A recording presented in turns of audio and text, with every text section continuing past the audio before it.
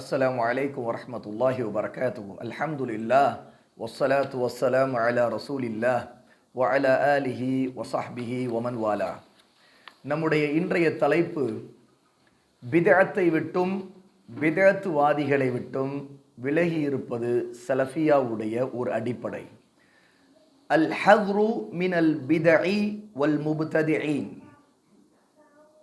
பிதஅத் என்று சொன்னால் மார்க்கத்தில் இல்லாத, அல்லாஹ்வும் அல்லாஹ்வுடைய நபியும் மார்க்கமாக ஆக்காத ஒவ்வொரு சொல்லையும் செயலையும் நம்பிக்கைகளையும் குறிப்பிடும். அல்லாஹ்வுடைய மார்க்கம் அவனுடைய நபியின் மூலமாக நமக்கு பரிபூர்ணப்படுத்தப்பட்டு விட்டது. நம்முடைய நபி ஸல்லல்லாஹு அலைஹி வஸல்லம் இந்த மார்க்கத்தை தெளிவுபடுத்துவதற்காக அனுப்பப்பட்டார்கள். அல்லாஹு தஆலா நபியின் மூலமாக முழுமை பெற்ற ஒரு மார்க்கத்தை நமக்கு கொடுத்திருக்கிறான். ஹஜ்ஜத்துல் விதா, ரசூலுல்லாஹுடைய இறுதி ஹஜ்ஜின் போது ரசூலுல்லாஹி ஸல்லல்லாஹு அலைஹி வஸல்லம் தன்னுடைய சமூகம், தன்னுடைய தோழர்களுக்கு முன்பு கேட்டார்கள், நான் உங்களுக்கு உங்களுடைய மார்க்கத்தை எடுத்துரைத்து விட்டேனா, உங்களுக்கு தெளிவாக்கி விட்டேனா, என் கடமையை நிறைவேற்றி விட்டேனா என்று கேட்கும் பொழுது நபித்தோழர்கள் சொன்னார்கள், ஆம் அல்லாஹ்வின் தூதரே, நீங்கள் அல்லாஹ் உங்களுக்கு கொடுத்த மார்க்கத்தை எங்களுக்கு தெளிவாக சொல்லிவிட்டீர்கள், உங்கள் கடமையை நீங்கள் நிறைவேற்றி விட்டீர்கள் என்று சொன்னார்கள். அப்பொழுது அல்லாஹ்வுடைய நபி ஸல்லல்லாஹு அலைஹி வஸல்லம் தன்னுடைய கையை உயர்த்தி தன்னுடைய சுட்டுவரலை நோக்கி, சுட்டுவரலை கொண்டு வானத்தை நோக்கி காட்டி, அல்லாஹு மஷ்ஹத் அல்லாஹு மஷ்ஹத் அல்லாஹு மஷ்ஹத் என்று ரசூலுல்லாஹ் சொன்னார்கள். அல்லாஹ்வே இதற்கு நீ சாட்சி, அல்லாஹ்வே இதற்கு நீ சாட்சி, அல்லாஹ்வே இதற்கு நீ சாட்சி. அப்போதுதான் அல்லாஹ் தஆலா இந்த ஆயத்தை இறக்கினான். அல் யௌம அக்மல்து லக்கும் தீனக்கும் வ அத்மம்து அலைக்கும் நிஅமதி வ ரதீது லக்குமுல் இஸ்லாம தீனா. இன்று உங்களுக்காக இந்த மார்க்கத்தை, உங்களின் மார்க்கத்தை நான் முழுமைப்படுத்தி விட்டேன், இதையே என்னுடைய மார்க்கமாகவும் நான் திருப்தி அடைந்து விட்டேன், இதையே நான் இஸ்லாமாக அங்கீகரித்து விட்டேன். வ ரதீது லக்குமுல் இஸ்லாம தீனா, இதையே உங்களுக்கு இஸ்லாமாக நான் ஏற்றுக்கொண்டு திருப்தி அடைந்து விட்டேன் என்று அல்லாஹ் ஆயத்தை இறக்கினான். இந்த ஆயத்து இறக்கப்பட்டதின் மூலமாக ஒரு விஷயம் நமக்கு உறுதியாகிவிட்டது. என்னவென்றால், அல்லாஹு தஆலா இஸ்லாமை பரிபூர்ணமாக நிறைவேற்றி விட்டான், இறக்கிவிட்டான். நபி அவர்களை அனுப்பி அதை முழுமையாக எப்படி இஸ்லாமை நடைமுறைப்படுத்த வேண்டுமோ அந்த நடைமுறைப்படுத்துகிற முறையை அந்த சமுதாயத்திற்கு காட்டிவிட்டான். அந்த சமுதாயமும் ரசூலுல்லாவிடமும் இருந்து தெளிவாக இந்த இஸ்லாமை கற்றுக்கொண்டார்கள். இது இரண்டாவது ஒரு விஷயத்தை உணர்த்துகிறது. அது என்ன தெரியுமா? அந்த சமுதாயம் எதை இஸ்லாமாக ரசூலுல்லாவிடமிருந்து கற்றுக்கொண்டார்களோ அதுதான் இஸ்லாம். அதை தாண்டி குர்ஆனிலும் சுன்னாவிலும் இருப்பதாக யாராவது ஒருத்தர் வேறொன்றை, அந்த சமுதாயம் நபி தோழர்கள் புரியாத, மார்க்கமாக நம்பாத ஒன்றை அவர்கள் மார்க்கமாக நம்பியிருப்பதற்கு எதிராக, முரணாக ஒன்றை சமுதாயத்தில் இதுவும் இஸ்லாம் தான், இதுவும் அமல் செய்யலாம், இதுவும் மார்க்கம்தான் என்று சொன்னால் அதை நாம் ஏற்க மாட்டோம். ஏனென்றால் அதற்கு பெயர் தான் பிதஅத். ஏனென்றால் ரசூலுல்லாஹ் தன்னுடைய சுன்னாவை, இஸ்லாமை தெளிவாக அந்த சமுதாயத்திற்கு காட்டிவிட்ட பிறகு அந்த சமுதாயமும் அதை இஸ்லாமாக எடுத்து நடைமுறைப்படுத்தி ஆர்வமாக அமல் செய்த பிறகு அவர்களெல்லாம் அறியாத, இன்னும் சொல்லப்போனால் நபி கூட அமல் செய்யாத, நபியும் அறியாத ஒன்றை மார்க்கமாக பின்னாடி யாரேனும் ஒருவர் இது மார்க்கம்தான், இதுவும் இஸ்லாம் தான் என்று சொன்னால் அதை நாம் ஏற்க மாட்டோம். அதற்கு பெயர் நாம் சொல்லுவோம், அது பிதஅத்.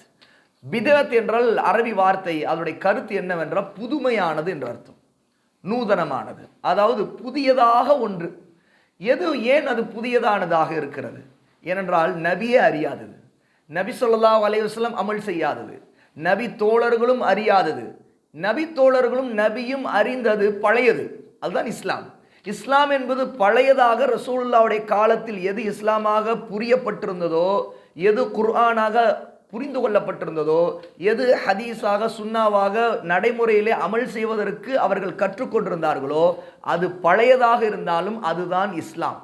ஆனால் அதற்கு பின்னாடி வந்தவர்கள், அவர்கள் புரியாத, அவர்கள் அமல் செய்யாத ஒரு விஷயத்தை, அவர்கள் நம்பாத ஒரு விஷயத்தை மார்க்கமாக நம்பிக்கை கொள்ளலாம், இதுவும் மார்க்கம்தான் என்று புதிதாக கற்பனையிலே அவர்கள் ஏதேனும் குர்ஆனுடைய அல்ல ஹதீஸுடைய ஆதாரத்தை திரித்து அவர்களெல்லாம் அறியாத, நபித்தோழர்கள் கூட அறியாத ஒன்றை இதுவும் சரிதான் என்று சொன்னால் அதை நாம் பிதஅத் என்று சொல்லுவோம். ஏனென்றால் அது புதியது.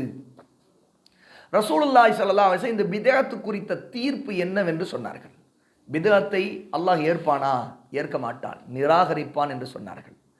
மன் அஹ்தஸ ஃபி அம்ரினா ஹாதா மா லைஸ மின்ஹு ஃபஹுவ ரத். யார் நம்முடைய மார்க்கத்தில் இல்லாத, கட்டளையிடப்படாத, நம்மால் கட்டளையிடப்படாத, இங்கே நம்மால் கட்டளையிடப்படாத என்று ரசூலுல்லாஹ் சொல்வதற்கு அர்த்தம் அல்லாஹ்வோ அல்லாஹ்வுடைய தூதரோ கட்டளையிடாத ஒன்றை, இது மார்க்கம்தான் என்று புதியதாக ஒன்றை யார் உருவாக்குகிறாரோ, மன் அஹ்தஸ, அஹ்தஸ என்று சொன்னால் புதியதாக உருவாக்குவது. அதனால்தான் புதியதான ஒன்றை பிதஅத் என்று சொல்கிறோம். அப்படி ஒருவர் புதியதாக ஒன்றை உருவாக்கினால் அதை நாம் என்ன சொல்லுவோம்? அல்லாஹ்வுடைய நபி சொன்னது போல ஃபஹுவ ரத்து, அது நிராகரிக்கப்படும், அது மறுக்கப்பட்டு விடும். அது அல்லாஹ்விடம் அது ஏற்கப்படாது, அல்லாஹ் அதை நிராகரித்து விடுவான். நபியும் அதை நிராகரித்து விட்டார்கள். இன்னொரு ஹதீஸிலே மன் அமில அமலன் லைஸ அலைஹி அம்ருனா ஃபஹுவ ரத். யார் நாம் கட்டளையிடாத ஒன்றை அமலாக, அது நன்மையாக, ஒரு செயலாக, ஒரு விவகாரமாக மார்க்கத்தில் எடுத்துக்கொள்கிறாரோ, மார்க்கமாக நம்புகிறாரோ, ஃபஹுவ ரத், அது நிராகரிக்கப்பட்டுவிடும். இதுதான் பிதஅத்தை பற்றிய தீர்ப்பு. அப்படி என்றால் பிதஅத் என்று ஒன்று இந்த மார்க்கத்தில் பிறகு உருவாக்கப்படும் என்பதை ரசூலுல்லாஹ் நமக்கு தெளிவாக அறிவித்து விட்டார்கள். நாம் நம்முடைய மார்க்க விஷயங்கள் வரும்பொழுது இது மார்க்கமா, இதை அல்லாஹ்வும் அல்லாஹ்வுடைய தூதரும் இப்படித்தான் நமக்கு கட்டளையிட்டார்களா, அல்லாஹ்வுடைய தூதரின் தோழர்கள் இப்படித்தான் மார்க்கத்தை புரிந்து கொண்டிருந்தார்களா, இப்படித்தான் நம்பிக்கை கொண்டிருந்தார்களா, இப்படித்தான் அமல் செய்தார்களா என்று பார்க்க வேண்டும். உண்மையில் அல்லாஹ்வும் அல்லாஹ்வுடைய தூதரும் கட்டளையிட்டதை அந்த நபி தோழர்கள் மிகச் சரியாக, அந்த ஜமாஅத் மிக சரியாக, அந்த முஸ்லீம்களுடைய ஜமாஅத் புரிந்து அமல் செய்தார்கள். ஆகவேதான் அவர்கள் சிறந்த சமுதாயம் என்ற அங்கீகாரத்தை அல்லாஹ்வின் தூதர் வாழும் போதே அவருடைய நாவினாலேயே ஹைருன்னாசி கர்னி என்று சொன்னார்கள். ஹைருன்னாஸ், மக்களிலேயே, இன்னும் மனிதர்களிலேயே சிறந்தவர்கள் கர்னி, என்னுடைய தலைமுறையினர்.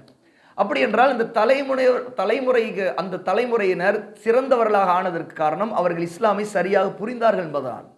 புரிந்தது மட்டுமல்ல, அவர்களுடைய புரிதல் என்பது அமலோடு சேர்ந்தது.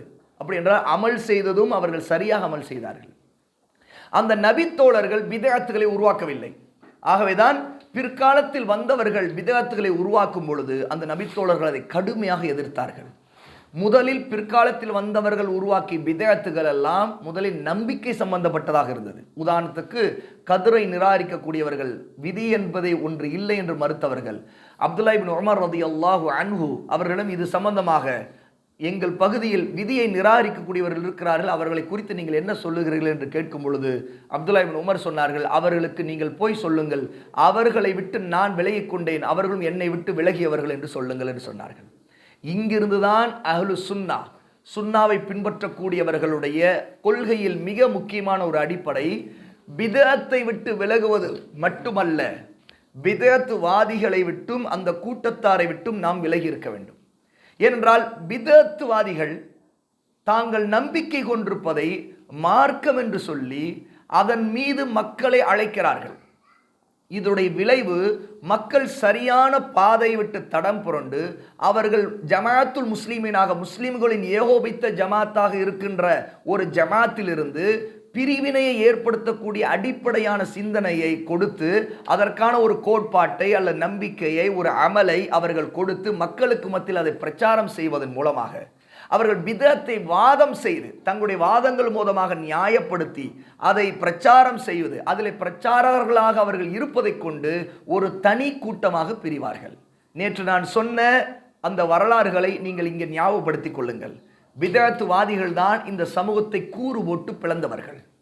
பிதஅத்வாதிகள் தங்களுடைய புதிதான அவர்கள் கண்டுபிடித்த கொள்கைகளை, நம்பிக்கைகளை, சிந்தனைகளை விதைத்துத்தான் அவர்கள் சமூகத்தை, ஒன்றுபட்ட சமூகத்தில் தனி பிரிவை, தனி கூட்டத்தை அவர்கள் உருவாக்கினார்கள். இதற்கு மிக முக்கியமான ஒரு அடிப்படை இருக்கிறது. அவர்களுடைய சிந்தனை குர்ஆன் ஹதீஸின் பெயராலேயே இருக்கும். ஏனென்றால் குர்ஆன் ஹதீஸின் பெயரால் மக்களுக்கு சொல்லப்படும் போதுதான் மக்கள் அதை ஏற்றுக்கொண்டு அதை மார்க்கமாக நம்புவார்கள். ஏனென்றால் ஒருத்தர் இது என்னுடைய சிந்தனை, இது என்னுடைய கொள்கை என்று சொன்னால் எப்படி முஸ்லிம்கள் ஏற்பார்கள்? ஏற்க மாட்டார்கள். ஆனால் எப்போதுமே எல்லா விதமான பிதஅத்வாதிகளும் அவர்களுடைய நீரோட்டத்தில் ஒன்றுபட்ட ஒரு இழை ஓடுகிறது. ஒரு இழை என்றால் என்ன? ஒரு மைய நீரோட்டம். எல்லா பிதத்துவாதிகளிடம் ஒரு மைய நீரோட்டம் இருக்கும். அது என்னவென்றால், அவர்கள் சொல்லும் போதெல்லாம் அல்லாஹ் இப்படி சொல்லுகிறான், ஹதீஸ்ல இப்படி இருக்கிறது, அல்ல ஒட்டுமொத்தமாக ஹதீஸில் நிராகரித்தவர்களை நாம் அவர்கள் காபிர் என்று சொல்லிவிடுவோம். ஏனென்றால் அவர்கள் மொத்தமாக மார்க்கத்தை மாற்றி விடுவார்கள். மொத்தமாக உதாரணத்துக்கு அஹ்லுல் குர்ஆன் என்று தங்களை சொல்லிக் கொள்ளக்கூடிய முன்கருல் ஹதீஸ், முன்கருல் ஹதீஸ் என்ற ஹதீஸ்கள் நிராகரிப்பவர்கள். ஆனால் அவர்கள் தங்களை அஹ்லுல் குர்ஆன் என்று சொல்லிக் கொள்வார்கள். மொத்த ஹதீஸை நிராகரித்து விட்டு அவர்கள் என்ன மார்க்கம் என்று சொல்லுகிறார் என்று பார்த்தால், குர்ஆனுக்கு முற்றிலும் மாறுபட்ட ஒரு மார்க்கத்தை முன்வைப்பார்கள். ஆகவேதான் அஹ்லு சுன்னா மட்டுமல்ல, ஒட்டுமொத்த முஸ்லிம்களுடைய உலமாக்கள் எல்லோருமே ஹதீஸ்கள் மொத்தமாக நிராகரித்தவர்கள், அவர்கள் முர்த்ததாக ஆகிவிட்டார் என்று சொன்னார்கள். ஏன்? அவர்கள் சாதாரணமாக பிதத்தை வெறும் மார்க்கத்திலே சில விஷயங்கள் பிதத்தை உருவாக்குகிறவர்கள் அல்ல, அவர் ஒட்டுமொத்த மார்க்கத்தை மாற்றுகிறவர்கள். மார்க்கம் அல்லாததை மார்க்கமாக இஸ்லாமாக ஒரு புதிய ஒன்றை முன்வைக்கிறவர்கள். உதாரணத்துக்கு ரஷாத் கலீஃபா என்று 1990களிலே மிக பிரபலமான ஒரு ஆள் அமெரிக்காவிலே குர்ஆன் 19 என்கிற நம்பரிலே ஒரு மிராக்கலாக கட்டமைக்கப்பட்டிருக்கு என்று சொன்னான். மேத்தமெட்டிக்கல் மிராக்கல் என்று சொன்னான். குர்ஆனுடைய ஆயத்துக்களை எழுத்துக்களை எண்ணினால் அது எப்படி வகுத்து தொகுத்து பார்த்தால் கடைசியில் 19 வந்து நிற்கும் என்று சொன்னான். அவன் அதை தனக்கு கிடைத்த முஅஜிஸா, ஒரு அற்புதம் என்று மக்களுக்கு வந்து பிரச்சாரம் செய்தான். அப்படி பிரச்சாரம் செய்யும் போது அவன் குர்ஆனுடைய 2 ஆயத்துக்களை நிராகரித்தான். சூரா தௌபாவுடைய கடைசி 2 ஆயத்துக்களும் நிராகரித்தான். அவன் நிராகரித்ததுக்கு காரணம் என்ன சொன்னான்? நான் அல்லாஹ்விடம் வந்து ரசூலாக அனுப்பப்பட்டிருக்கிறேன், எனக்கு வஹீன் மூலமாக இது அறிவிக்கப்பட்டது அப்படி என்று சொன்னான். ஆனால் அந்த 2 ஆயத்துகளும் அல்லாஹ்விடமிருந்து ஆயத்துகள் தான் என்பதற்கு ஆதாரங்களை கல்வியாளர்கள் உலமாக்கள் எடுத்து வைக்கும் போது ஹதீஸ்கள் அதற்கு ஆதாரமாக முன்வைத்தார்கள். அவன் சொன்னான், எல்லா ஹதீஸ்களும் இட்டுக்கட்டப்பட்டவை, இந்த ஹதீஸ்கள் எல்லாம் யூதர்கள் பிற்காலத்தில் இட்டுக்கட்டியவை என்று சொன்னான். அப்போ மொத்த ஹதீஸ்களை நிராகரித்து விட்டு அவன் குர்ஆனுக்கு சொன்ன விளக்கங்களை பார்த்தால் மிக ஆச்சரியமாக இருக்கும். அவன் இஸ்லாமைத்தான் சொல்லுகிறானா என்று. எந்த அளவுக்கு என்று கேட்டால், அவன் மொத்தமாக இஸ்லாமிய அறிஞர்கள் ஏகோபித்து ஏற்றுக்கொண்டு இஜ்மாவாக ஏகோபித்து நம்பிக்கை கொண்டிருக்கிற அத்தனை விஷயங்களையும் அவன் கை வைத்தான். அவன் தான் ரஷாத் கலீஃபா. அப்போ பிரிவினையை உம்மத்திலிருந்து மக்களை பிரிக்கக்கூடியவர்கள் எப்போதுமே அவருடைய தனித்தன்மை என்னவென்றால், ஒன்று அவர்கள் ஒட்டுமொத்தமாக ஹதீஸ்களை நிராகரிப்பார்கள், அல்ல சில ஹதீஸ்களை நிராகரிப்பார்கள். அது சஹீகான ஆதாரபூர்வமான ஹதீஸாக இருந்தாலும் பாருங்கள், ஒரு சஹீகான ஹதீஸாக இருந்தாலும் ஏன் அவன் நிராகரிக்கிறான் என்று அவரிடம் கேள்வி கேட்டால், ஒரு பிதஅத்துவாதி அவனுடைய வாதம் எப்படி இருக்கும் என்றால், இது அறிவுக்கு முரண்படுகிறது, அல்ல விஞ்ஞானத்திற்கு முரண்படுகிறது, அல்ல உணர்வுகளுக்கு முரண்படுகிறது. இப்படியெல்லாம் ரசூலுல்லாஹ் சொல்வார்களா? இதெல்லாம் ரசூலுல்லாஹ் சொல்வார்கள் நம்மால் நம்பவே முடியவில்லை. ரசூலுல்லாஹ் எப்படி நம்முடைய உணர்வுக்கு ஏற்க முடியாததையெல்லாம் சொல்ல முடியும்? ரசூலுடைய வேலை இது இல்லையே என்று சொல்லி, அல்லது தங்களுடைய சிந்தனைகள் அவர்கள் அல்லது அவர்கள் இன்றைய நவீன காலத்துடைய ஆய்வுகளுக்கு ஒப்பிட்டு பார்த்து ஹதீஸ்களில் இதையெல்லாம் ஏற்கும் விதமாக இல்லை, அல்லது அவர்களாக ஒரு ஹதீஸ் இன்னொரு ஹதீஸ் முரண்படுகிறது என்று சொல்லியோ, அல்ல ஹதீஸ்களிலே சஹீஹாக இருந்தாலும் அது குர்ஆனுக்கு முரண்படுகிறது என்று திணித்து வலிந்து அவர்கள் ஒரு விஷயத்திலே தாங்களாக தங்களுக்கு முரண்பாடாக இருக்கின்ற தங்களுடைய புத்திக்கு முரண்பட்டதை அது குர்ஆனுக்கும் ஹதீஸுக்கும் முரண்படுகிறது என்று வாதமிட்டு அவர்கள் ஒரு கொள்கை உருவாக்குவார்கள். அது இங்கே தான் பிதஅத் உருவாகிறது. அவர்கள் அதோடு நிறுத்திக் கொள்வார்கள் என்று பாருங்கள். ஒரு கூட்டம் எப்படி தனிப்பிரிவாக மாறுகிறது என்பதற்கான மூல காரணம் இதுதான். ஏதோ ஒரு பெயர் வைத்துக்கொண்டு ஒரு கூட்டம் உருவாகிட முடியாது. பெயர் வைத்துக் கொண்டால் பல பெயர்களில் எல்லாரும் நடைமுறையில் நாம் அமல் செய்ய முடியும். பல விஷயங்கள், ஒரு மதரசா, ஒரு மஸ்ஜிதுக்கு பல பெயர்கள் இருக்கிறது. அந்த மஸ்ஜிதில் தொழுகிறவர்கள் ஒரு கூட்டமாக இருப்பார்கள். ஆனால் எல்லா மஸ்ஜிதுகளும் சேர்ந்து அல்லாஹ்வுடைய மஸ்ஜிதுகளாக இருந்தாலும் மஸ்ஜிதுக்கு பெயர் வைத்ததை கொண்டு அதை தனி கூட்டமாக நான் சொல்ல மாட்டோம். ஆனால் அந்த குறிப்பிட்ட மஸ்ஜித் ஷியா மஸ்ஜித் என்றால் அவர்களுக்கு என்று கொள்கை இருக்கிறது. ஒரு மஸ்ஜிது அது கதரியா மஸ்ஜித் அல்லது சூஃபிகளுடைய மஸ்ஜித் என்றால் இது சூஃபி கொள்கை என்று ஒரு கொள்கை. அவர்களுக்கு சில பிதஅத்தான நம்பிக்கைகள் இருக்கிறது. அதை கொண்டு அவர்கள் அடையாளப்படுத்தப்படுவார்கள். ஆக பெயர்களிலே இங்கு பிரச்சனை இருப்பதில்லை. முதல் பிரச்சனையே கொள்கை, சிந்தனை. ஒரு குறிப்பிட்ட கொள்கை என்ன காரணத்தால் ஒருவன் அதை கொண்டு வருகிறான். பிறகு அந்த கொள்கைக்கு பாருங்கள் ஒரு பிரிவு எப்படி உருவாகுது பாருங்கள். அந்த கொள்கையை ஒருவன் தனக்குள் வைத்துக் கொண்டால் அது அவனோடு செத்து போய்விடும். உண்மையா இல்லையா? ஒருவன் ஒரு புதிதான ஒரு கொள்கையை கொண்டிருக்கிறான். அவன் உங்களிடம் சொல்லவில்லை, என்னிடம் சொல்லவில்லை. என்ன ஆகும்? அது அவனுக்குள்ளே அவன் அமல் செய்து அவன் அதோடு செத்து போய் விடுவான். அதனால் ஒரு கூட்டம் கிளம்புமா? கிளம்பாது. ஆனால் அவன் கொள்கையாக அவன் கொண்டிருக்கிற ஒன்றை அவன் பிரச்சாரகரானாக மாறுகிறான் பாருங்கள், அதன் பக்கம் அழைக்க ஆரம்பிக்கிறான் பாருங்கள், அப்போதுதான் ஒரு கூட்டம் பிரியும். ஏனென்றால் ஒரு கூட்டம் போய் கொண்டிருக்கும், ஒரு புதிய கொள்கையை ஒருவன் விதைப்பான், உடனே மக்கள் திரும்புவார்கள், என்ன இவன் சொல்லுகிறான் என்று. உடனே அவனிடம் போய் கேட்க ஒரு கூட்டம் கிளம்பும். அவர் என்னதான் சொல்லுகிறார் என்று கேட்போமே என்று கிளம்பார். அப்போ அந்த அந்த அவன் வைக்கக்கூடிய வாதங்களிலே, அந்த கூட்டத்தில் இருக்கக்கூடிய மக்களிலே யார் அந்த வாதத்தை அடையாளம் கண்டு இது வழிகேடு என்று அடையாளம் கண்டாரோ அவர்கள்தான் அந்த கூட்டத்தை பின்பற்ற மாட்டார்கள், அவனுடைய சொல்லை கேட்க மாட்டார்கள். ஆனால் யார் இது சரியாத்தானே தெரிகிறது, இவர் சொல்லுவது நியாயம்தானே என்று படுகிறது என்று நினைக்கும் பொழுது அந்த பிதத்வாதி அவன் தன்னுடைய வாதத்தை கொண்டு அந்த கூட்டத்தை ஈர்ப்பான். தன்னுடைய நாவின் திறமை, சாதுரியமான பேச்சு, அவன் வைக்கின்ற தர்க்கங்கள், அந்த தர்க்கங்கள் மூலமாக அந்த கூட்டத்தில் இருக்கிறவர்கள், பொதுமக்கள் இவர் சொல்லுவது சரிதானே என்று நினைக்கும் போது அவனுக்கு ஆதரவாளர்களாக மாறுவார்கள். இவர்கள் ஆதரவாளர்களாக மாறிய பிறகு அவன் சொல்லுவதையெல்லாம் உள்வாங்கி அதிலே அவர்கள் புடம்போடப்படுவார்கள். ஒரு கட்டத்தில் அவர்கள் பிரச்சாரகர்களாக மாறுவார்கள்.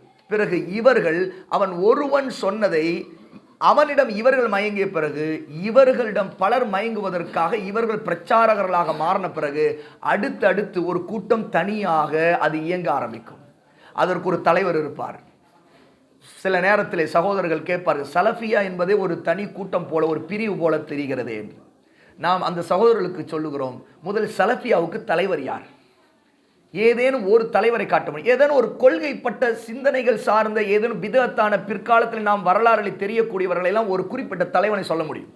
முஅத்தஸிலா என்றால் யார் அங்கே தலைவன்? ஹவாரிஜ் சிந்தனையிலே உருவானவன் யார்? முதலில் யார் உருவானவன்?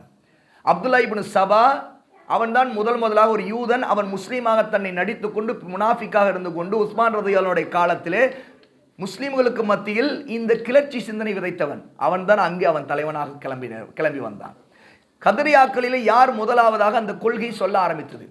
இது அன்றைய காலத்தில் மட்டுமல்ல, இன்றைய காலத்தில் கூட பாருங்கள், யாராவது ஒரு புதிதான ஒரு கொள்கையை சொல்லுகிறார் என்றால் அவர்களுக்கு ஒரு தலைவன் இருப்பான்.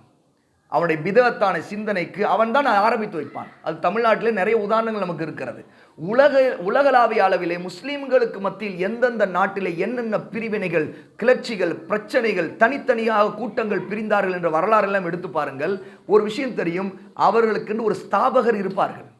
அந்த சிந்தனையை முதலில் வாதம் செய்து அதை தர்க்கித்து அதை நிரூபிப்பதற்கு, அதன் பக்கம் மக்களை அழைப்பதற்கு வேலை செய்தவர்கள் இருப்பார்கள். சலஃபியா என்பது அப்படி அல்ல. ஆகவேதான் சலஃப் என்ற மக்கள் சஹாபா, அவர்களுடைய சிந்தனை, அவர்கள் விளங்கியவாறு இந்த மார்க்கத்தை விளங்க வேண்டும் என்பது இஸ்லாமிய அடிப்படை. ஏன்னா இஸ்லாம் என்பது அதுதான். இஸ்லாமுக்கு முரணான ஒன்று என்றால் அது பிதத் என்று சொல்லுவோம். சலஃப் ஆகிய நம்முடைய சஹாபா விளங்கி கொண்ட மார்க்கம் இதுதான். இந்த பேரை ஏன் இப்படிப்பட்ட பேச்சுக்கள், இப்படிப்பட்ட வார்த்தைகள் பயன்படுத்த வேண்டிய தேவை எங்கே வருகிறது நினைத்து பாருங்கள், அப்போது தெரியும். எல்லா கூட்டங்களையும் மறுக்கும் பொழுது இவர்களெல்லாம் வழிகட்ட சிந்தனைகளை பரப்புகின்றவர்கள், இவர்கள் இந்த கூட்ட சிந்தனை உள்ளவர்கள், இவர்கள் இந்த கொள்கை சொல்லுகிறார்கள், இவர்கள் இந்த பிதத் வாதத்தை வைக்கிறார்கள், இவருடைய அக்கீதாவில் இந்த பிரச்சனை, இவர்கள் இப்படிப்பட்ட சிந்தனைகளை பரப்புகிறார்கள் என்று சொல்லும் பொழுது இவர்கள் இந்த கூட்டம், இவர்கள் இந்த கூட்டம், இவர்கள் இந்த கூட்டம் என்று அடையாளப்படுத்தப்படும் போது யார் சரியான குர்ஆன் ஹதீஸை விளங்கி இருக்கிற கூட்டம் என்று சொல்லும் போதுதான் யார் அந்த சலஃப் சரியாக விளங்கி இருந்தார்களே மார்க்கம், குர்ஆனையும் ஹதீஸையும் அதுபோல விளங்கி வந்தவர்கள் தான் சரியான பாதையில் இருக்கிறவர்கள் என்று சொல்வோம். இதை தமிழில் சொல்லும்போது ஒரு பிரச்சனையும் தெரியாது. அப்பொழுது அந்த சரியான பாதையில் இருக்கின்றவர்கள் தான் முன் சென்ற அந்த சஹாபாக்களை சரியாக பின்பற்றி வந்தவர்கள் நேர் வழியில் இருக்கிற கூட்டம் என்று சொல்லும் பொழுதுதான் அப்போது அரபியிலே அவர்கள் தான் சலஃப். அந்த சலஃபை பின்பற்றி வருகிறவர்கள் தான், அப்படி சலஃபை பின்பற்றி வருகிறவர் தான் சரியானவர்கள் சொல்லும் பொழுது கூட நமக்கு பிரச்சனை தெரியாது. ஆனால் அதையே அரபியில் ஒரு வார்த்தையாக சொல்லும் பொழுது சலஃபி என்று சொல்லும்போது பிரச்சனையாக தெரியும். சலஃபி என்ப ஒரு தனி கூட்டம் அல்ல. அஹ்லு சுன்னா, சுன்னாவை பின்பற்றியவர்களுடைய முறையிலேயே பின்பற்றி வர வேண்டும். பிற்காலத்தில் வந்த பிதத்துவாதிகளை விட்டு விலகி இருக்க வேண்டும், பிதத்து கூட்டங்களை விட்டு விலகி இருக்க வேண்டும், பிதத்துகளை விட்டு விலகி இருக்க வேண்டும் என்ற பிரச்சாரத்தை வீரியமாக முன்வைக்கும் பொழுது அந்த இடத்தில் அந்த வழிகேடுகளை அம்பலப்படுத்துகிற இடத்தில் நீங்கள் யார் என்று சொன்னால் நானும் குர்ஆன் ஹதீஸ் சொல்லுவதல்ல அங்கு விஷயம்.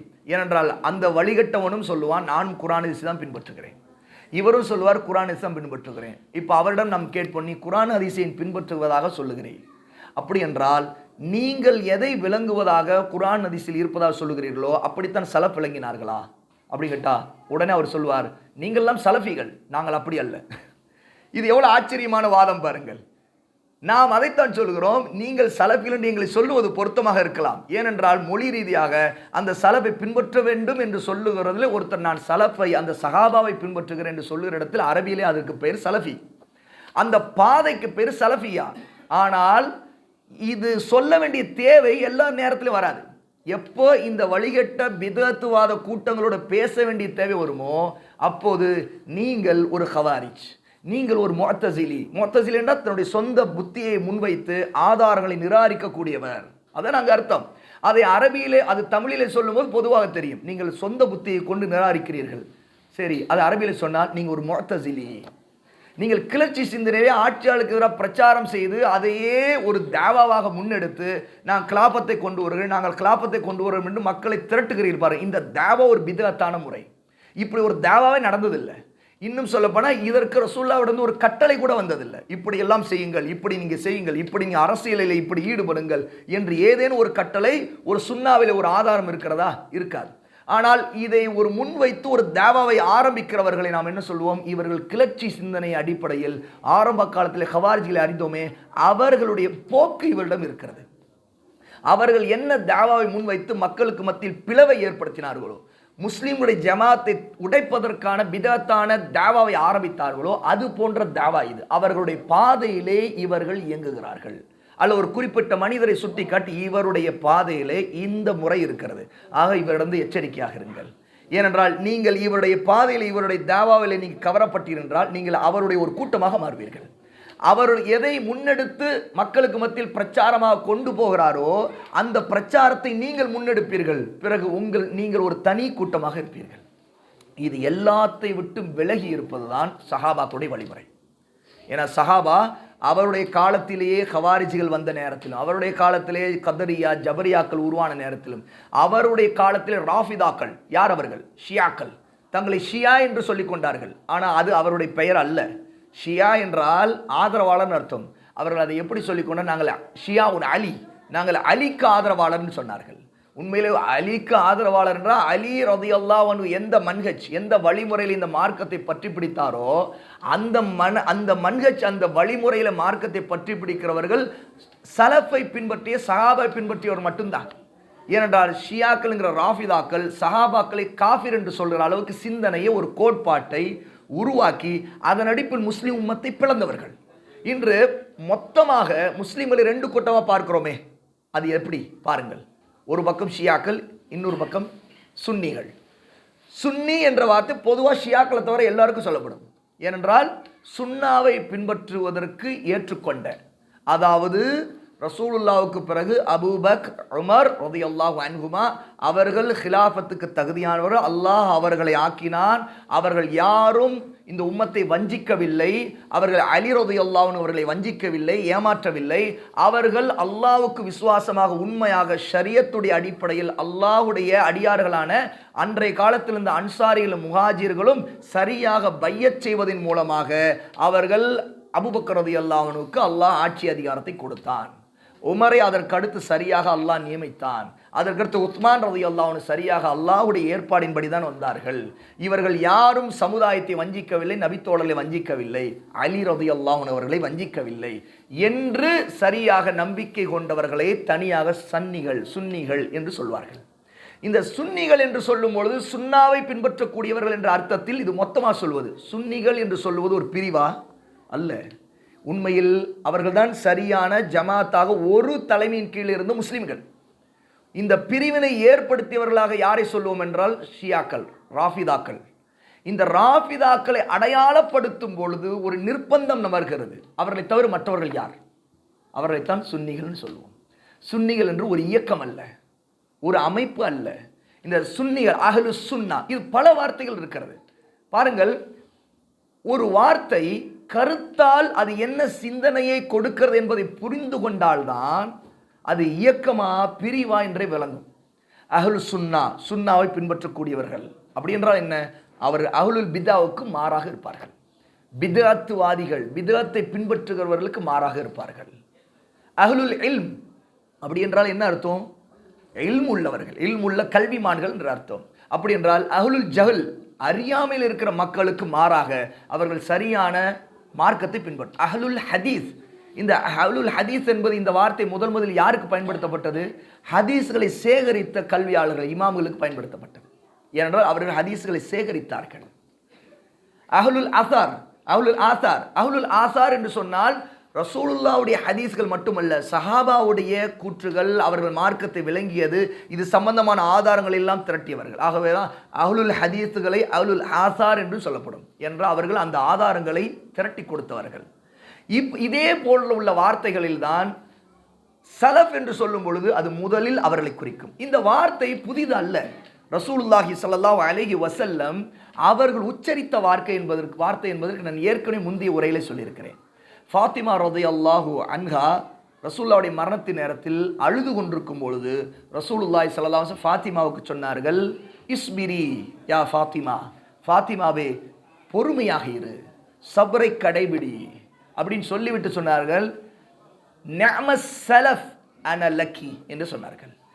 நான் உனக்கு சிறந்த சலஃபாக இருப்பேன் என்று சொன்னார்கள்.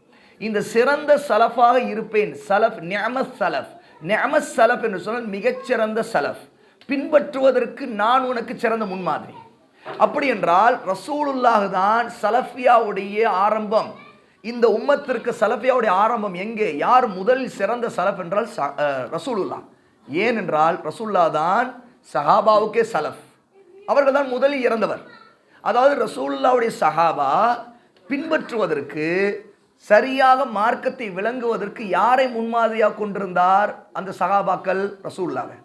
அப்போ சஹாபாக்களுக்கு ரசூலுல்லாஹ் சலஃப்.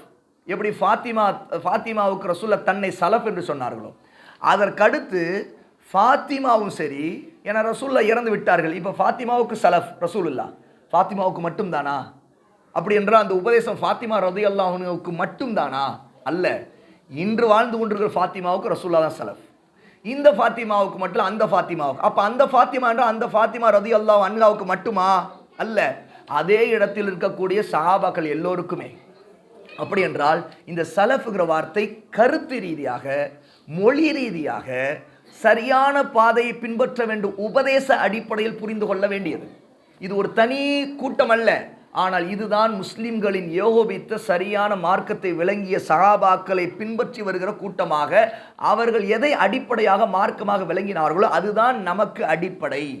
அவர்கள் எதை ஆதாரமாக எடுத்தார்களோ அதுதான் நமக்கு ஆதாரம். அவர்கள் எதை ஆதாரமாக சரியாக விளங்கியிருந்தார்களோ அதுதான் சரியான விளங்குதல் என்ற அந்த அடிப்படையை பின்பற்றி அதை பிடித்து கொண்டே, அந்த நூலிலே அந்த கயிறை பிடித்து கொண்டே போவதுதான் சலஃபியாவுடைய அடிப்படை. அப்படி என்றால் என்ன செய்ய வேண்டும்? பிதஅத்வாதிகளை விட்டு விலக வேண்டும். என்ற சஹாபா யாரும் பிதஅத்வாதி அல்ல. சிலர் தவறாக விளங்குகிறார்கள். எவ்வளவு பெரிய தவறு! இதுதான் ஒரு பிரச்சனை. பாருங்கள், ரசூலுல்லாஹி ஸல்லல்லாஹு அலைஹி வஸல்லம் ஹவுலுல் கௌசர், என்ன ஹவுதுல் கௌசர், ரசூலுல்லாஹி ஸல்லல்லாஹு அலைஹி வஸல்லம் மஹ்ஷர் மைதானத்திலே கௌசருடைய நீரை தன்னுடைய உம்மத்திற்கு புகட்டுவார்கள். கௌசர் என்பது அல்லாஹு தஆலா நம்முடைய நபி அவர்களுக்கு சொர்க்கத்திலே கொடுக்கக்கூடிய ஒரு ஆறு, சொர்க்க ஆறு. இந்த ஆறை பற்றி தான் அல்லாஹு தஆலா குர்ஆனிலே சூரா அல் கௌசரில் சொல்கிறான், இன்னா அஅதைனாக்கல் கௌசர், நபியே உங்களுக்கு கௌசரை நாம் வழங்கிவிட்டோம். இரண்டு பொருள் இதற்கு இருக்கிறது. முதலாவது, அல்லாஹு தஆலா அல் கௌசர்ங்கிற ஆறை கொடுத்திருக்கிறார். ரசூல் ஸல்லல்லாஹு அலைஹி வஸல்லம் அந்த ஆறை பற்றி வர்ணித்திருக்கிறார்கள். சஹீஹான ஹதீஸ்கள் சஹீஹ் முஸ்லிமில் இருக்கிறது. அல் கௌசர் என்றால் சொர்க்கத்தின் ஆறு. இன்னொன்று அல் கௌசர் என்றால் இமாம் புகாரி ரஹிமஹுல்லாஹி தஆலா கீழே அதனுடைய விளக்கத்தை குறிப்பிட, அல் கௌசர் என்றால் சஹாபாவுடைய விளக்கம் அதுக்கு இருக்கிறது. ரசூலுல்லாவுக்கு அல்லாஹ் கொடுக்கின்ற மகத்தான அபரிமிதமான நன்மைகள். ரெண்டு கருத்து வரும். மறுமை என்று பார்த்தால் கௌசர்ங்கிற அல்லாஹு தஆலா ஒரு ஆறை ரசூலுல்லாவுக்கு கொடுக்கிறான். இம்மை என்று பார்த்தால் இந்த உலகத்திலே ரசூலுல்லாவுக்கு கொடுத்த மகத்தான நன்மைகள் போல, அபரிமிதமான நன்மைகள் போல, அவங்களுடைய அமலுக்கும் அவருடைய தியாகத்துக்கும் அவருடைய உழைப்புக்கும் அவருடைய தேவாவுக்கும் அவர்கள் இந்த நபித்துவத்தை ரிசாலத்தை நிறைவேற்றி அந்த கடமை உணர்ச்சிக்கும் அல்லாஹ் கொடுக்கக்கூடிய நன்மைகள் அளவுக்கு எந்த நபியும் கூட அடைய மாட்டார். அதனால தான் அல்லாஹ் தஆலா மிகப்பெரிய அந்தஸ்திலே ரசூலுல்லாஹி ஸல்லல்லாஹு அலைஹி வஸல்லம் அவர்களை மகாமே மஹ்மூத் என்ற மகத்தான அந்தஸ்திலே அர்ஷுக்கு கீழிருந்து அவர்களை உயர்த்துகிறான், எழுப்புகிறான். எல்லா மக்களும் அல்லாஹ்வுடன் நாளைக்கு எப்பொழுது அல்லாஹ் விசாரணை தொடங்குவான் என்று மஹ்ஷருடைய மைதானத்திலே காத்து கொண்டு மிகப்பெரிய நெருக்கடியிலும் கஷ்டத்திலும் தவித்துக் கொண்டிருக்கும் பொழுது அல்லாஹ் தஆலாவுடைய அர்ஷுக்கு கீழே ரசூலுல்லாஹி ஸல்லல்லாஹு அலைஹி வஸல்லம் அவர்கள் போய் சஜிதாவில் விழுந்து அல்லாஹ்வை அவன் நாடிய அளவுக்கு புகழ்ந்து துதித்து தஸ்பீஹ் செய்து பிறகு அல்லாஹ் தஆலா யா முஹம்மத் இர்ஃபா, முஹம்மதே எழுவீராக, கும் இர்ஃபா தலையை உயர்த்துவீராக என்று சொல்லும்போது அல்லாஹ்வுடைய நபி எழுகிறார்கள் இல்லையா, அந்த அந்தஸ்து தான் மக்காமே மஹமூத். இந்த நிலை அல்லாஹ் தஆலா இது எல்லாத்தையும் உள்ளடக்கிய மகத்தான நன்மையை கௌசராக கொடுத்திருக்கிறான். அந்த கௌசர்ங்கிற சொர்க்கத்தின் ஆறிலிருந்து அதற்கு குழாய்கள் இடப்பட்டு, தங்கத்தால் குழாய்கள் இடப்பட்டு அந்த குழாயில் பாயக்கூடிய சொர்க்கத்தின் தண்ணீர் தான் மஹ்ஷர் மைதானத்திலே ஒரு தொட்டியிலாக ஒரு தடாகமாக ரசூலுல்லாஹ்வுக்கு கொடுக்கப்படும். அந்த தண்ணீரிலிருந்து பல அதற்கு கோப்பைகள் இருக்கும், லட்சக்கணக்கான கோப்பைகள். அது அந்த தண்ணீர் பாலை விட வெண்மையானது, தேனை விட ருசியானது. அந்த தண்ணீரை குடித்தவர் அதற்கு பிறகு மறுமையிலே அவர்கள் தாகமே அடைய மாட்டார்கள். அந்த தண்ணீரை ரசூலுல்லாஹ் தன்னுடைய உம்மத்திற்கு கொடுப்பார்கள். இந்த ஹதீஸ் சஹீஹாக நமக்கு புகாரில முஸ்லிம் ஏராளமான ஹதீஸ் வந்திருக்கு. அதில் ஒரு செய்தி இருக்கிறது. ரசூலுல்லாஹ்விடம் அங்கே வருகின்ற அவர்களை நோக்கி வருகின்ற ஒரு கூட்டத்தை மலக்குகள் அடித்து துரத்துவார்கள். துரத்தும் பொழுது ரசூலுல்லாஹ் இவர்களின் தோழர்கள் என்று சொல்வார்கள். அப்பொழுது மலக்குகள் சொல்வார்கள், இவர்கள் உங்கள் தோழர்கள் அல்ல, நீங்கள் வந்த பிறகு இவர்கள் எதை புதிதாக உருவாக்கி கொண்டார்கள் என்று உங்களுக்கு தெரியாது, இவர்கள் வந்த வழியிலே திரும்பி போனவர்கள். அப்படி என்றால் அங்கே மலக்குகள் சொல்லுவதாக ரசூலுல்லாஹ் சொல்லுகிறார்கள், இவர்கள் முர்த்தத் ஆனவர்கள். முர்த்ததுங்கிற வார்த்தை அங்கு இருக்கிறது. இந்த ஆதாரத்தை வைத்து சிலர் தவறாக விளங்கினார்கள். சஹாபாக்களாக இருந்தாலும் நாளைக்கு மறுமையில ரசூலுல்லாவுக்கு முன்னாடியே கௌசர் நீர் தரப்படாமல் துரத்தப்படுவார்கள் என்று. அது சஹாபா அல்ல. இங்கே மொழி ரீதியாக என் தோழர்கள் என்று ரசூலுல்லாஹ் சொல்லுவது தான் கண்ட மக்களை. மக்கா வெற்றிக்கு பிறகு ரசூலுல்லாவுடைய மௌத்துக்கு பிறகு எத்தனையோ பேர் என்ன ரசூலுல்லாஹ்வுடைய மரணத்துக்கு பிறகு நிறைய பேர் முர்த்ததாக ஆனார்கள். முர்த்ததாகி போனவர்கள் குறித்த முன்னறிவிப்பு அது என்ற ஹதீஸில் தெளிவாக ஒரு வார்த்தை, இவர்கள் புதிதாக மார்க்கத்தில் உண்டு பண்ணியவர்கள். புதிதாக மார்க்கத்தில் உண்டு பண்ணியவர்கள் எப்படி முர்த்ததானார்கள் என்ற ஒரு கேள்வி எழுகிறது. அதற்கான பதில் இதுதான். மார்க்கத்தில் புதிதாக ஒன்றை உருவாக்கி, ஒரு கொள்கையை உருவாக்கி ஒருவர் முர்த்ததாக வாய்ப்பு இருக்கிறது. கிறிஸ்தவர்கள் எப்படி முர்த்ததானார்கள்? கிறிஸ்தவர்கள் காஃபிரானதுக்கு காரணம் என்ன? ஈசா அலைஹிஸ்ஸலாத்து வஸ்ஸலாமுடைய மார்க்கத்தில் புதிதான ஒரு அக்கீதாவை, ஒரு கொள்கை உருவாக்கினார்கள். அதுதான் அல்லாஹ்வுக்கு மகன் உண்டு என்ற நம்பிக்கை. ஈசா அலைஹிஸ்ஸலாத்து வஸ்ஸலாமை அல்லாஹ்வுடைய மகன் என்று ஒருவன் நம்பினால் அவன் முதலில் இஸ்லாமில் இருந்து முர்த்ததாகிறான். அதையே அவன் பிரச்சாரமாக்கி எல்லோரும் அதையே கொள்கையாக நம்பும் போது, புதிதாக ஏற்கும் பொழுது அவர்கள் காஃபிர்களாக இருக்கிறார்கள். அவர்தான் கிறிஸ்தவ மக்கள். ஆகவேதான் மன்சூர் ஹல்லாஜ் அப்படிங்கிற ஒரு பெரிய சூஃபிகளின் பிரஸ்தாபிக்கப்பட்ட தலைவர் மன்சூர் அல் ஹல்லாஜ், அவரை காஃபிர் என்று, அவர் முர்த்தத ஆகிவிட்டார் என்று சொல்லி அன்றைய காலத்தில் இருந்த ஆட்சியாளர் உலமாக்களுடைய தீர்ப்பை கவனித்து கடைசியில் அவருக்கு மரண தண்டனை கொடுக்கப்பட்டு அவர் தலை வெட்டப்பட்டது. மன்சூர் ஹல்லாஜ் ஏன் தெரியுமா? அவர் ஒரு கொள்கை சொன்னார், அனல் ஹக், நானே ஹக்கு தான், நானே இறைவன் என்று சொன்னார். ஏன்னா சூஃபிகளுடைய வஹ்தத்துல் உஜூதுங்கிற கொள்கை எந்த அளவுக்கு ஒரு மோசமான கடுமையான கொள்கை என்றால், ஒரு கட்டத்தில் அதில் முத்தி போகிறவர் மாரிஃபாவை அடைந்து விட்டோம், அல்லாவை நான் அறிந்து விட்டேன் என்றால் எல்லாம் அல்லாஹ், நானும் அல்லாஹ் என்று சொல்லுகிற இடம். அதுதான் மாரிஃபா என்கிற அவர்கள் உச்சகட்ட ஒரு தரஜா, ஒரு அந்தஸ்து என்று அவர்கள் நம்புகிறார்கள். அப்படி ஒரு கொள்கையை அடைந்த பிறகு அந்த நிலையை தாங்கள் அடைந்ததாக நம்பக்கூடிய ஒரு சூஃபி மன்சூர் அல்லாஜ் போன்றவர்கள் என்ன சொன்னார்கள்? நானே ஹக், நான் தான் அல்லாஹ், நானே அல்லாவாக இருக்கிறேன் என்று சொன்னார். இதை பார்த்து அவருக்கு தௌபா செய்ய சொல்லியும் அவர் கேட்காமல் இதை பிரச்சாரமாக அவர் முன்வைக்கிறதை பார்க்கும் பொழுது தானே அல்லாஹ் என்பதும் அக்கீதாவிலே அவர் தௌஹீத் என்று வாதிட்டார். என்ன அவருடைய தௌஹீத், அவருடைய கொள்கையாக தௌஹீத் என்று சொன்னது என்ன? தௌஹீத் என்று அல்லாஹ் ஒருவன். அவர்கள் வஹதத்துல் உஜூத் என்ற கொள்கையை சொல்வது அல்லாஹ் மட்டும்தான் இருக்கிறான், அவன் ஒருவன் மட்டும்தான், எல்லாம் அல்லாஹ், நானே அல்லாஹ் தான் என்று சொன்னார்கள். இதுதான் தௌஹீத் என்று சொன்னார்கள். அதான் ஒரு பிதத்தான ஒரு சிந்தனை. அது அகீதா ரீதியாக மோசமாக உருவாகும் பொழுது ஒருத்தர் முர்த்ததாகவும் ஆகிவிடலாம். ஆக ரசூலுல்லாஹ்வுடைய சஹாபா என்று நாம் இன்று அறிந்திருக்கிற யாருக்குமே அது பொருந்தாது. என்றால் முர்த்ததாகி போனவர்களை நாம் சஹாபா என்று சொல்லிக் கொண்டிருக்கிறோம். அல்லது எந்த சஹாபியாவது பிதத்தாக ஒன்றை, மார்க்கமாக ஒன்றை புதிதாக உருவாக்கணும் என்று நாம் யாரையாவது சொல்ல முடியுமா? சொல்ல முடியாது. யாரோ ஒருத்தர் சொல்லுகிறார் என்றால் அவர் முதலில் சஹாபாக்கள் ஒரு விஷயத்தில் சொன்னதை அவர் விளங்கவில்லை என்று அர்த்தம். அவர் விளங்கவில்லை என்றார், அல்லது அவருக்கு இஸ்லாமிய அறிவில் இருக்கிற குறைபாடு என்ற அர்த்தம். அப்படி சொன்னால் ஒரு பிதத்தான கொள்கையை சொல்லுகிற அளவிற்கு மார்க்கத்தில் இட்டுக்கட்டக்கூடிய ஒரு கூட்டத்திடமிருந்து எப்படி ஹதீஸை நீ பெற்றா என்று நம்ம அவரிடம் கேள்வி கேட்போம்.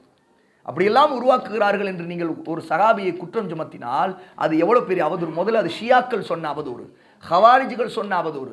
எல்லா வழிகட்ட கூட்டங்களும் முதலில் சஹாபாவை தாக்குவதை கொண்டு அவர்கள் பிதத்துவாதிகள் அல்ல, பிதத்தை செய்தார்கள் என்று விமர்சனங்களை சமுதாயத்தில் முன்வைத்துத்தான் தாங்கள் சொல்லக்கூடிய கொள்கைக்கு அங்கீகாரத்தை தேடினார்கள்.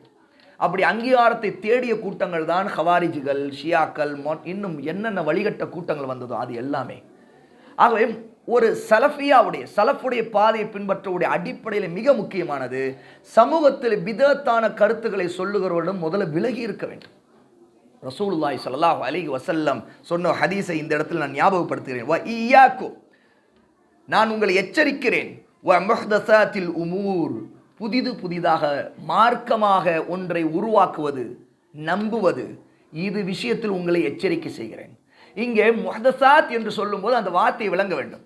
முஹ்தஸாத் புதிதானவை என்று சொன்னால் பெயரை குறிக்காதது. இது நன்கு விளங்க வேண்டும்.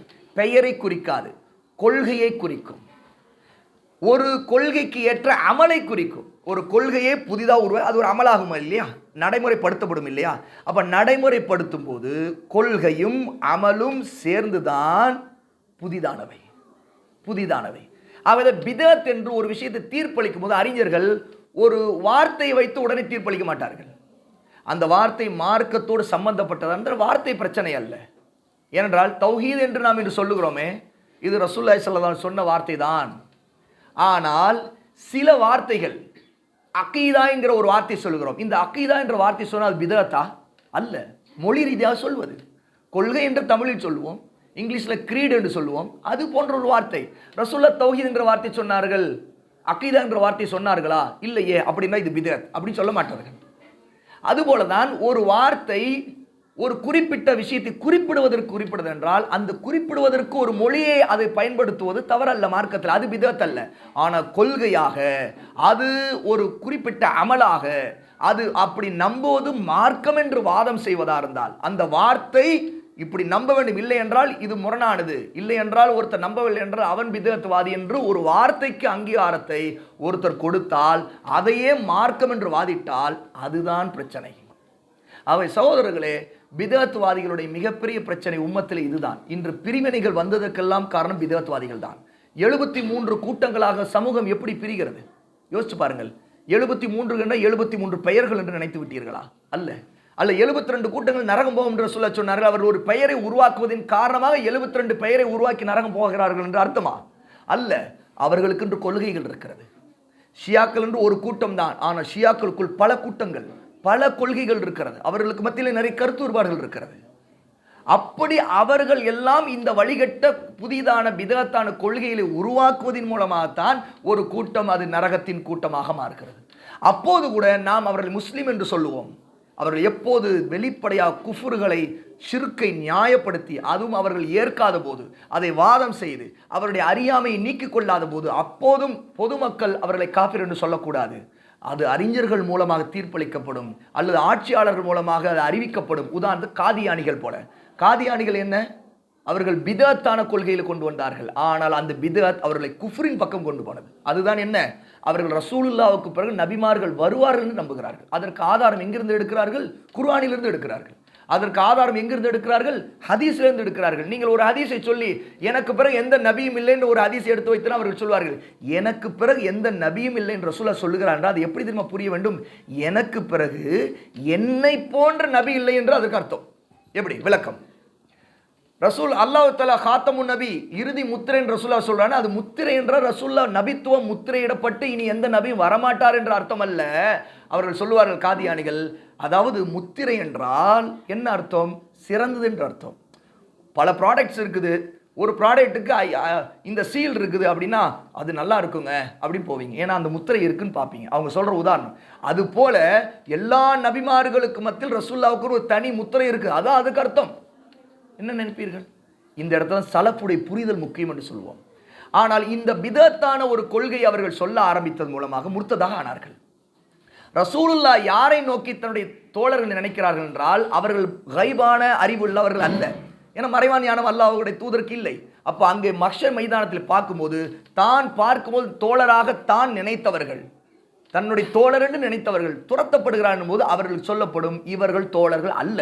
உண்மையிலே அந்த ஹதீஸ் அங்கே சொல்லப்படுவது தோழர்கள் என்று இன்று நாம் அறிந்திருக்கிறோமே அவர்கள் துரத்தப்படுவார்கள் அல்ல என்பதுக்கு ஆதாரம். என்ற ரசூலுல்லாஹ்வுடைய தோழர் என்று நாம் அறிந்தவர்கள் யாரும் அவர்கள் வரமாட்டார் என்பதற்கும் நபித்தோழர்களுக்கு மகத்துவத்தை அந்த ஹதீஸ் குறிப்பிடுகிறது.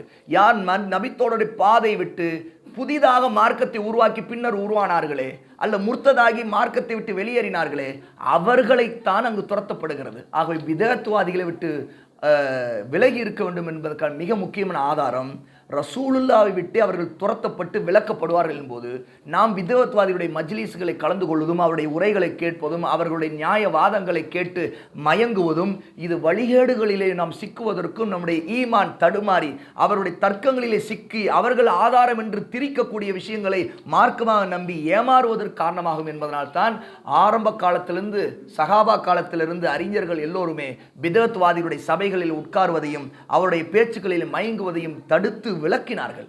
ஆகவே சகோதரர்களே, அஹ்லு சுன்னாவை பின்பற்றுபவர்கள் ஒரு காலம் அவர்கள் பிதஅத்வாதியோடு கலக்க மாட்டார். ஏனென்றால் அவர்கள் அஹ்லுல் பிதஅத்தை விட்டு விலக வேண்டும் அப்படின்னா சுன்னத்தின் பக்கம் போக வேண்டும். பிதஅத்வாதிகளை விட்டு விலக வேண்டும் அப்படி என்றால் சுன்னத்துவாதிகளின் பக்கம் போக வேண்டும். அது சஹாபா காலத்திலிருந்து தொடங்கி அதே அடிப்படையில் மார்க்கத்தை விளங்கக்கூடியவர்களோடு சேர்ந்திருக்க வேண்டும் என்பதைத்தான் இந்த அடிப்படையை நம் விளக்குகிறது. அல்லாஹு தஆலா அந்த அடிப்படையிலே மார்க்கத்தை பின்பற்றக்கூடியவர்களாக நம் அனைவரையும் ஆக்குவானாக. வ ஆகிர் தஅவானா அல்ஹம்துலில்லாஹி ரப்பில் ஆலமீன். அஸ்ஸலாமு அலைக்கும் வரஹ்மத்துல்லாஹி வபரகாத்துஹு.